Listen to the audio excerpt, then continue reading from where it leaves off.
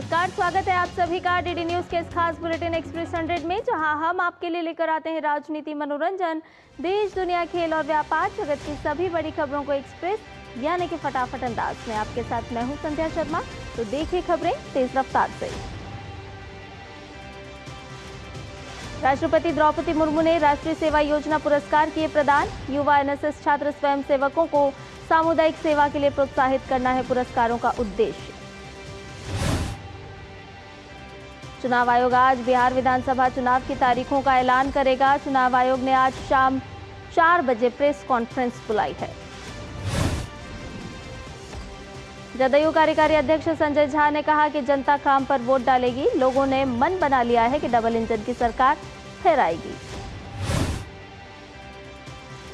केंद्रीय मंत्री रामनाथ ठाकुर ने कहा, चुनाव में बिहार की जनता नीतीश कुमार, उनके कार्यों और बिहार के विकास व प्रगति को देखकर एनडीए गठबंधन के उम्मीदवारों को एक मत होकर वोट देगी।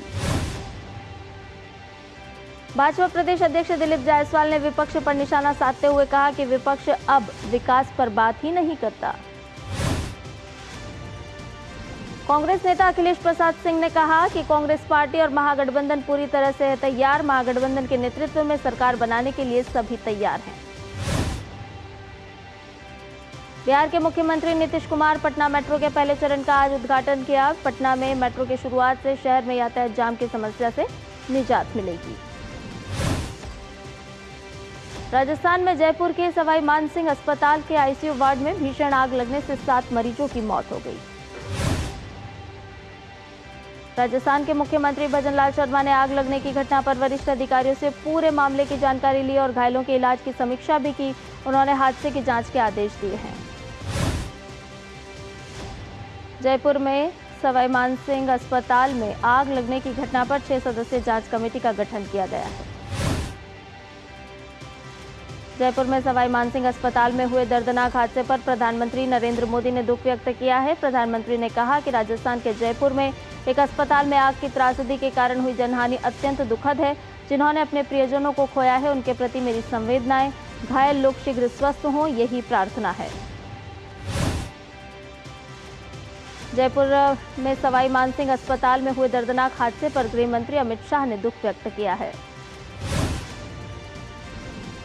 केंद्रीय स्वास्थ्य मंत्री जेपी नड्डा ने जयपुर के सवाई मानसिंह अस्पताल में आग लगने की घटना पर दुख व्यक्त किया। जेपी नड्डा ने राजस्थान के सीएम से फोन पर बात और स्वास्थ्य सुविधाओं व राहत कार्य की जानकारी भी ली।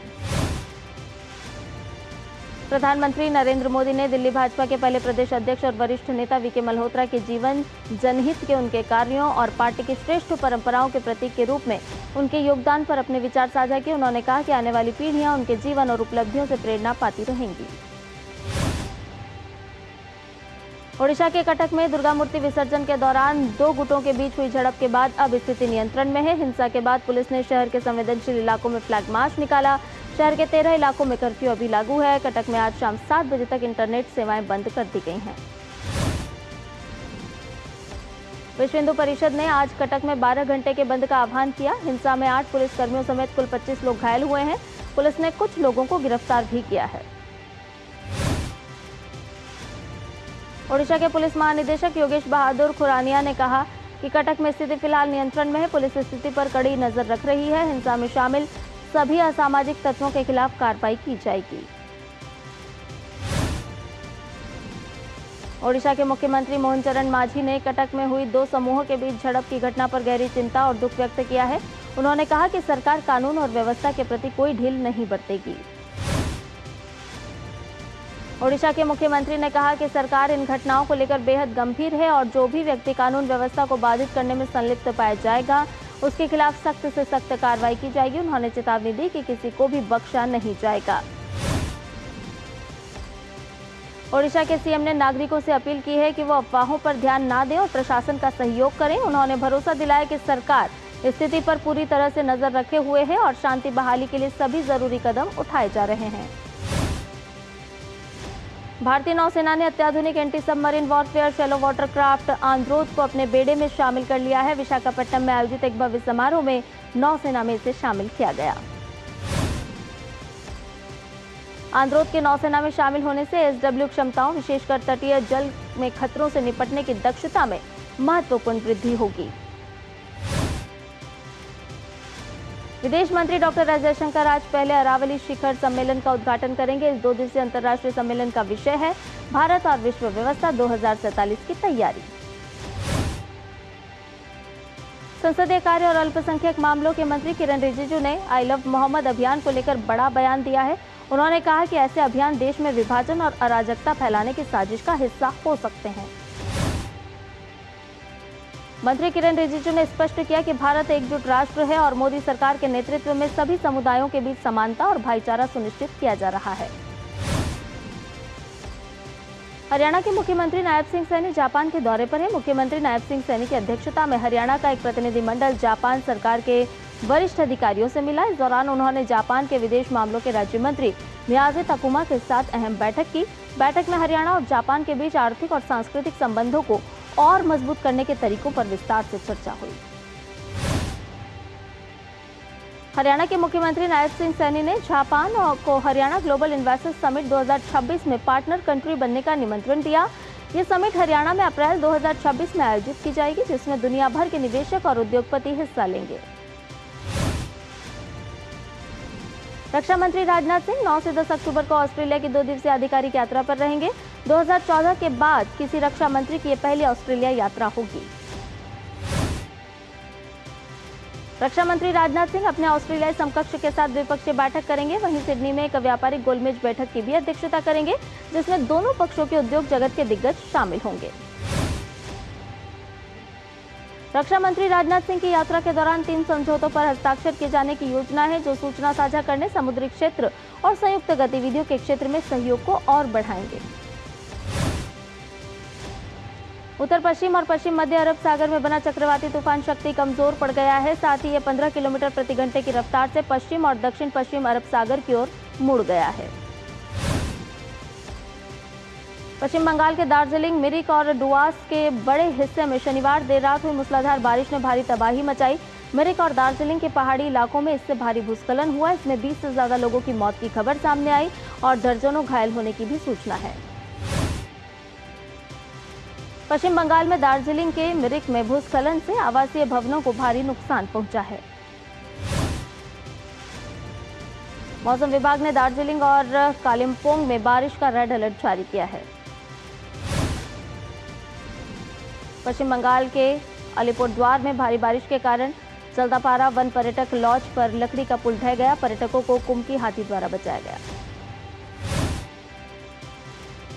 बिहार में भारी बारिश के बाद कोसी नदी का जलस्तर तेजी से बढ़ रहा है। जलस्तर बढ़ने से लोग नाव के सहारे सुरक्षित स्थानों की ओर पलायन कर रहे हैं। कोसी नदी का जलस्तर बढ़ने से क्षेत्र की 2 पंचायत और आंशिक रूप से 3 पंचायतों के दर्जनों गांव बाढ़ की चपेट में आ गए हैं। दिल्ली एनसीआर में आधी रात तेज हवा के साथ हुई झमाझम बारिश। पंजाब के अमृतसर में आज सुबह से कई हिस्सों में बारिश जारी है। मौसम विभाग ने दिल्ली, हरियाणा, चंडीगढ़, हिमाचल प्रदेश, जम्मू कश्मीर, लद्दाख, मुजफ्फराबाद, पंजाब और उत्तराखंड में आज अत्यधिक बारिश का अनुमान व्यक्त किया है। मौसम विभाग ने पश्चिम बंगाल, तटीय आंध्र प्रदेश, आंतरिक कर्नाटक, झारखंड, केरल, माहे, ओडिशा, राजस्थान और तेलंगाना के कुछ हिस्सों में गरज के साथ बारिश का अलर्ट जारी किया है। जम्मू कश्मीर में कई स्थानों पर कहीं बारिश तो कहीं बर्फबारी हुई। बांदीपोरा में राजधानी टॉप पर 3 इंच तक बर्फबारी हुई है। इससे तापमान में काफी गिरावट आई है। जम्मू कश्मीर में डोडा शहर के भदेवरा और कई हिस्सों में बारिश हुई। मणिपुर में सुरक्षा बलों ने जिरीबाम जिले में 2 शक्तिशाली आईईडी बरामद किए। इसके बाद दोनों को नष्ट कर एक बड़े हादसे को टाला गया। पंजाब के अमृतसर में बीएसएफ के जवानों ने 2 अलग अलग अभियानों में तस्करी की कोशिशों को नाकाम करते हुए बड़ी सफलता हासिल की है। बीएसएफ ने सीमा पर एक ड्रोन और 525 ग्राम आइस ड्रग बरामद की। राजस्थान के जोधपुर में मारवाड़ महोत्सव 2025 का शानदार आगाज हुआ। ये 2 दिवसीय महोत्सव राजस्थान की समृद्ध लोक कला, संस्कृति और रंग बिरंगी परंपराओं को दुनिया के सामने लाएगा। शरद पूर्णिमा के अवसर पर प्रयागराज में श्रद्धालुओं ने त्रिवेणी संगम पर पावन स्नान किया। केंद्रीय गृह मंत्री अमित शाह ने शरद पूर्णिमा की शुभकामनाएं दी हैं। अमित शाह ने एक ट्वीट पर कहा कि भगवान श्री कृष्ण की लीला लक्ष्मी पूजन और चंद्रदेव की आराधना का ये पर्व आप सभी के जीवन में सुख, समृद्धि और खुशहाली लेकर आए। केंद्रीय गृह मंत्री अमित शाह ने कोजगरा पर्व की भी शुभकामनाएं दी। अमित शाह ने एक्स पर कहा कि समस्त मिथिला क्षेत्र वासियों को कोजगरा की हार्दिक शुभकामनाएं। सौंदर्य, प्रेम और सुखद दाम्पत्य जीवन का ये प्रतीक पर्व जन जन के कल्याण का माध्यम बने। माता लक्ष्मी और चंद्रदेव से सभी की समृद्धि और सौभाग्य की कामना करता हूँ। केंद्रीय मंत्री और भाजपा के राष्ट्रीय अध्यक्ष जेपी नड्डा ने कोजगरा पर्व की शुभकामनाएं दी हैं। जेपी नड्डा ने एक्स पर कहा कि वैभव, समृद्धि और खुशहाली का ये पावन लोक पर्व सभी के जीवन में खुशियां लेकर आए।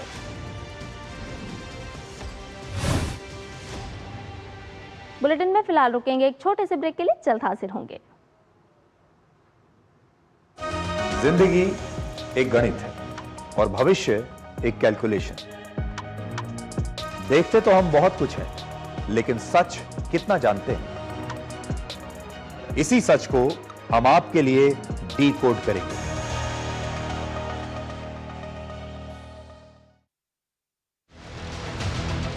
वक्त बदला है, तेवर नहीं, रोटूक कहने का है अंदाज वही। न फेक एजेंडा की बिसात, न झूठ का जाल, सिर्फ तथ्य, तर्क और तीखे सवाल। देखिए मेरे साथ दो टूक, सोमवार से शुक्रवार रात 10 बजे सिर्फ डीडी न्यूज पर। और ब्रेक के बाद एक्सो संडे में आपका एक बार फिर से स्वागत है। आइए बाकी की खबरों को भी जान लेते हैं फटाफट अंदाज में। वाणिज्य व उद्योग मंत्री पीयूष गोयल प्रस्तावित समग्र व्यापार समझौते पर चर्चा के लिए 6 से 7 अक्टूबर तक कतर की यात्रा पर रहेंगे। वाणिज्य मंत्रालय ने बताया कि पश्चिम एशिया के इस देश के साथ समझौते को अंतिम रूप देने के चरणों पर भी बातचीत होगी। दोनों पक्ष द्विपक्षीय व्यापार प्रदर्शन की समीक्षा करेंगे। मौजूदा व्यापार बाधाओं और गैर शुल्क मुद्दों के अलावा व्यापार व निवेश बढ़ाने के अवसर भी तलाशे जाएंगे। आधिकारिक बयान के अनुसार वार्ता में प्रस्तावित भारत कतर मुक्त व्यापार समझौते पर गहनता से विचार विमर्श होगा। भारत और अमेरिका के बीच व्यापार समझौते को लेकर विदेश मंत्री डॉक्टर एस जयशंकर ने रविवार को कहा कि दोनों देशों को एक ऐसी डील की जरूरत है जो भारत की रेड लाइंस का सम्मान करे। कार्यक्रम के दौरान उन्होंने ये बात कही। डॉक्टर एस जयशंकर ने कहा कि अमेरिका दुनिया का सबसे बड़ा बाजार है और इसलिए भारत के लिए उसके साथ व्यापार समझौता जरूरी है, लेकिन इस डील में भारत की अहम शर्तों को मानना होगा। उन्होंने साफ किया कि कुछ चीजों पर समझौता हो सकता है, लेकिन कुछ पर बिल्कुल नहीं। भारत और यूरोपीय संघ के बीच मुक्त व्यापार समझौते की 14वीं दौर की वार्ता 6 अक्टूबर से ब्रसेल्स में शुरू होने जा रही है। इससे पहले यूरोपीय कंपनियों ने भारत की तेजी से बढ़ती अर्थव्यवस्था और सरकार की मेक इन इंडिया पहल में अपनी गहरी रुचि दिखाई है।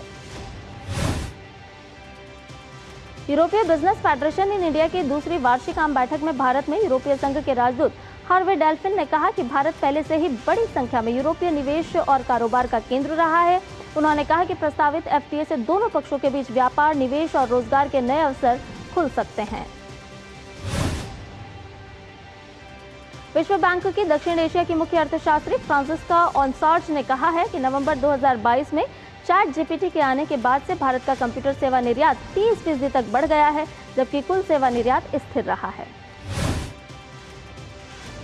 S&P ग्लोबल के अनुसार भारत के सर्विसेज सेक्टर में सितंबर में मजबूत बढ़त देखी गई है, जिससे HSBC India services purchasing managers index 60.9 रहा है, जबकि PMI 50 से ऊपर रहता है तो कारोबारी गतिविधियों में वृद्धि मानी जाती है।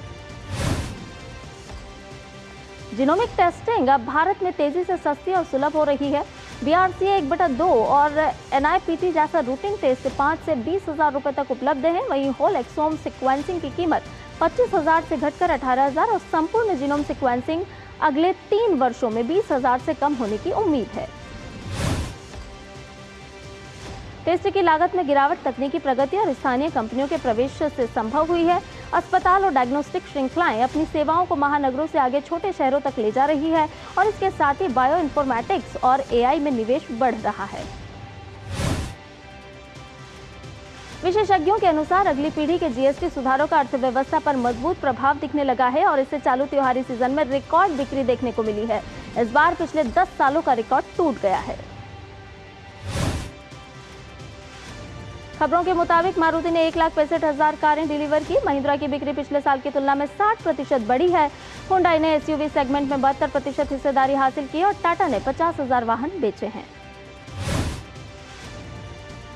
बीते सप्ताह सोने और चांदी के दाम में जबरदस्त बढ़त देखने को मिली। 24 कैरेट सोना 1,16,954 रुपए और चांदी 1,45,610 रुपए प्रति किलो पर पहुंच गई। वैश्विक अस्थिरता और सीमित आपूर्ति की वजह से निवेशक सुरक्षित धातुओं की ओर आकर्षित हुए हैं। केंद्रीय इलेक्ट्रॉनिक्स और आईटी मंत्री अश्विनी वैष्णव ने हाल ही में आईआईटी भुवनेश्वर में नमो सेमीकंडक्टर लैब की स्थापना को मंजूरी दी है। ये लैब भारत के सेमीकंडक्टर इकोसिस्टम को मजबूत बनाने और देश को चिप डिजाइन के क्षेत्र में वैश्विक पहचान दिलाने की दिशा में एक बड़ा कदम है। इससे भारत के पास पहले से मौजूद विशाल टैलेंट पूल को और भी मजबूती मिलेगी। इस लैब के निर्माण पर कुल 4.95 करोड़ रुपए खर्च किए जाएंगे। भारत का एविएशन सेक्टर आने वाले महीनों में एक नए युग की शुरुआत करने जा रहा है और इसी महीने भारत को 2 नए अंतर्राष्ट्रीय एयरपोर्ट मिलने वाले हैं, नवी मुंबई इंटरनेशनल एयरपोर्ट और नोएडा इंटरनेशनल एयरपोर्ट। सप्ताह के पहले दिन भारतीय शेयर बाजार की शुरुआत हल्की बढ़त के साथ हुई। सेंसेक्स 100 अंक से ज्यादा चढ़कर 81,353 पर और निफ्टी 41 अंक बढ़कर 24,935 के स्तर पर खुला। क्रिप्टो करेंसी बिटकॉइन रविवार को नई रिकॉर्ड ऊंचाई पर पहुंच गई। इसकी कीमत लगभग 2.7% बढ़कर 1,25,245.57 डॉलर पर दर्ज की गई। अमेरिकी शेयरों में हाल ही में आई तेजी और बिटकॉइन एक्सचेंज ट्रेडेड फंड्स में निवेश के कारण ऐसा हुआ है। बिटकॉइन का पिछला रिकॉर्ड इस साल अगस्त के मध्य में देखा गया था, जब कीमत 1,24,480 डॉलर पर थी। कटिहार पूर्वोत्तर सीमांत रेलवे ने माल अनलोडिंग में लगातार वृद्धि दर्ज की है। सितंबर 2025 में एनएफआर ने कुल 1,059 ट्रक अनलोड किए, जो पिछले वर्ष की इसी अवधि में अनलोड किए गए 966 ट्रकों की तुलना में 9.63% ज्यादा है। अमेरिकी राष्ट्रपति ट्रंप ने रविवार 5 अक्टूबर को हमास अधिकारियों के मिस्र पहुंचने पर आशावादी रुख अपनाया है। अमेरिका को उम्मीद है कि ये बातचीत गाजा में लड़ाई को रोकने और बंधकों की रिहाई में मदद करेगी। ट्रंप ने पत्रकारों से कहा कि हमारी कुछ बहुत अच्छी बैठकें हुई हैं। रणनीतिक मामलों के मंत्री रॉन डर्मर के नेतृत्व में इजरायली वार्ताकार सोमवार को लाल सागर के शर्म अल शेख रिसोर्ट में बंधकों की रिहाई पर चर्चा के लिए मिस्र जा रहे हैं। ये वार्ता लगभग 2 साल से चल रहे गाजा संघर्ष को समाप्त करने की ट्रंप की योजना का हिस्सा है। अमेरिकी राष्ट्रपति डोनाल्ड ट्रंप ने कहा है कि गाजा में इजरायल के युद्ध को समाप्त करने और फिलिस्तीनी उग्रवादी समूहों की ओर से बंधक बनाए गए लोगों को रिहा कराने के लिए हमास के साथ बातचीत तेजी से आगे बढ़ रही है। ट्रंप ने यह भी कहा कि वार्ता अब तक की सफल रही है। ट्रंप ने उम्मीद जताई कि पहला चरण इसी सप्ताह में पूरा हो जाएगा। उन्होंने सभी पक्षों से तेजी से आगे बढ़ने का अनुरोध भी किया। भारी बारिश के कारण नेपाल में 3 अक्टूबर से भूस्खलन और अचानक आई बाढ़ से सड़कें अवरुद्ध हो गईं, पुल बह गए और कम से कम 47 लोगों की मौत हो गई। बाढ़ में इमारतें और बुनियादी ढांचा आंशिक रूप से डूब गया।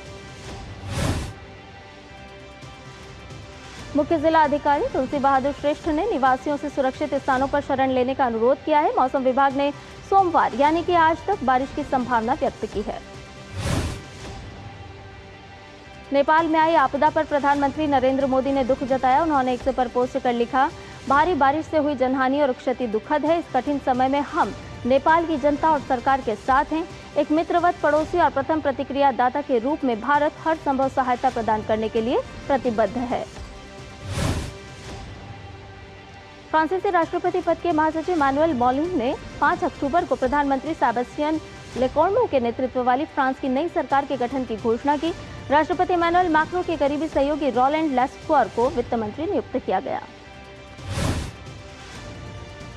पूर्व वित्त मंत्री ब्रूनो ले मायर को रक्षा मंत्री बनाया गया। कई प्रमुख मंत्री अपने पदों पर बने रहे, जिनमें विदेश मंत्री जीन नोएल बैरोट, गृह मंत्री ब्रूनो रिटेलेव और न्याय मंत्री गैराल्ड डॉर्मेनिन शामिल हैं। सीरिया के निर्वाचक मंडलों ने रविवार को नए सांसदों के लिए मतदान पूरा कर लिया, जो असद शासन से मुक्ति की दिशा में महत्वपूर्ण कदम माना जा रहा है। यह अप्रत्यक्ष चुनाव राष्ट्रपति अहमद अल शरा के नेतृत्व में 14 साल के युद्ध और हिंसा से जूझ रहे देश में राजनीतिक स्थिरता बनाने की कोशिशों के बीच हो रहे हैं। ब्रिटिश पुलिस ने बताया कि ससेक्स के पेस्टहेवन में शनिवार रात मस्जिद में आगजनी हमले की जांच चल रही है। इस घटना में कोई घायल नहीं हुआ, लेकिन मस्जिद और उसके बाहर खड़े वाहनों को काफी नुकसान पहुंचा है।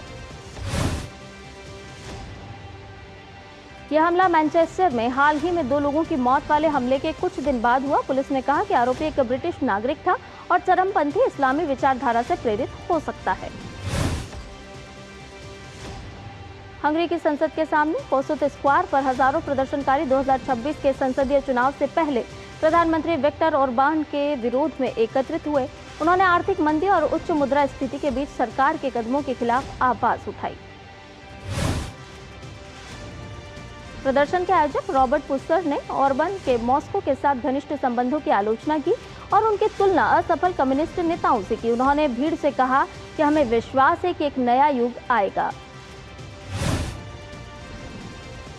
अमेरिकी राज्य अल्बामा की राजधानी मॉन्टगोमेरी के भीड़भाड़ वाले इलाके में शनिवार रात 2 प्रतिद्वंदी गुटों ने एक दूसरे पर गोलीबारी की, जिसमें 2 लोगों की मौत हो गई और 12 अन्य लोग घायल हो गए। मॉन्टगोमेरी में पुलिस प्रमुख जेम्स ग्रेबॉयस के अनुसार घायलों में से 3 की हालत गंभीर है। पुलिस को रात करीब 11:30 बजे घटना की जानकारी मिली। हमलावरों की तलाश की जा रही है। पिछले 24 घंटों में इजरायली सशस्त्र बलों के हमले से कम 65 फिलिस्तीनी मारे गए हैं। इन हमलों में 153 अन्य घायल हुए। स्वास्थ्य मंत्रालय के अनुसार संघर्ष शुरू होने के बाद से मारे गए गाजा निवासियों की कुल संख्या 67,139 तक पहुंच गई है और लगभग 1,70,000 घायल हुए हैं। रूस ने वेनेजुएला के तट के पास एक कथित मादक पदार्थों से भरे जहाज पर अमेरिका द्वारा किए गए हमले की कड़ी निंदा की है। रूसी विदेश मंत्री सर्गेई लावरोव ने अपने वेनेजुएलाई समकक्ष इवान गिल के साथ टेलीफोन पर बातचीत के दौरान कहा कि मॉस्को इस हमले की कड़ी भर्त्सना करता है। रूसी विदेश मंत्रालय द्वारा जारी बयान में कहा गया कि दोनों मंत्रियों ने कैरेबियन सागर में वाशिंगटन की बढ़ती आक्रामक गतिविधियों पर गंभीर चिंता व्यक्त की, जो क्षेत्र के लिए दूरगामी परिणाम ला सकती है। आईसीसी महिला क्रिकेट वर्ल्ड कप 2025 में भारत ने अपने चिर प्रतिद्वंदी पाकिस्तान को 88 रन से हरा दिया है। भारतीय टीम ने 50 ओवर्स में 247 रन बनाए और पाकिस्तान को जीत के लिए 248 रनों का टारगेट दिया। रनों का पीछा करने उतरी पाकिस्तान की पूरी टीम 43 ओवर्स में 159 रनों पर सिमट गई। एशिया कप में निराशाजनक प्रदर्शन करने वाली अफगानिस्तान क्रिकेट टीम को बांग्लादेश के खिलाफ घरेलू T20 सीरीज में 0-3 से हार का सामना करना पड़ा। शारजाह में खेले गए तीसरे मैच में अफगानिस्तान को 6 विकेट से हार का सामना करना पड़ा। नई दिल्ली में विश्व पैरा एथलेटिक्स चैंपियनशिप में अंतिम दिन भारतीय खिलाड़ियों का शानदार प्रदर्शन करते हुए 3 और पदक अपने खाते में जोड़ लिए हैं। महिलाओं की 200 मीटर T12 दौड़ में आज सिमरन शर्मा और 100 मीटर T35 दौड़ में प्रीति पाल ने रजत पदक जीत लिया है। वहीं संदीप ने 200 मीटर T44 स्पर्धा में कांस्य पदक अपने नाम किया। इसके साथ ही भारत कुल 21 पदकों के साथ 10वें स्थान पर है, जिनमें 6 स्वर्ण, 8 रजत और 7 कांस्य पदक शामिल हैं। विश्व पैरा एथलेटिक्स चैंपियनशिप 2025 में पुरुषों की भाला फेंक F41 स्पर्धा में रजत पदक जीतने पर नवदीप सिंह ने कहा कि मुझे बेहतर परिणामों की उम्मीद थी, लेकिन मैं भविष्य के लिए और कड़ी मेहनत करूंगा। विश्व चैंपियनशिप की रजत पदक विजेता मुक्केबाज मंजू रानी ने रविवार को BFI कप के फाइनल में प्रवेश कर लिया है, जबकि एशियाई खेलों के स्वर्ण पदक विजेता अमित पंघाल ने पुरुषों के सेमीफाइनल में जगह बना ली है। मंजू ने हरियाणा की माही सिवाज को 5-0 से हराया, जबकि पंघाल ने अपनी टीम के उस्मान अंसारी के खिलाफ 4-1 की शानदार जीत दर्ज की। पंघाल के साथ सेमीफाइनल में सेना के S विश्वनाथ और विश्व चैंपियनशिप में कांस्य पदक विजेता मोहम्मद हसामुद्दीन ने भी जगह बनाई। और एक्सप्रेस न्यूज में फिलहाल के लिए इतना ही। मुझे दीजिए इजाजत। नमस्कार।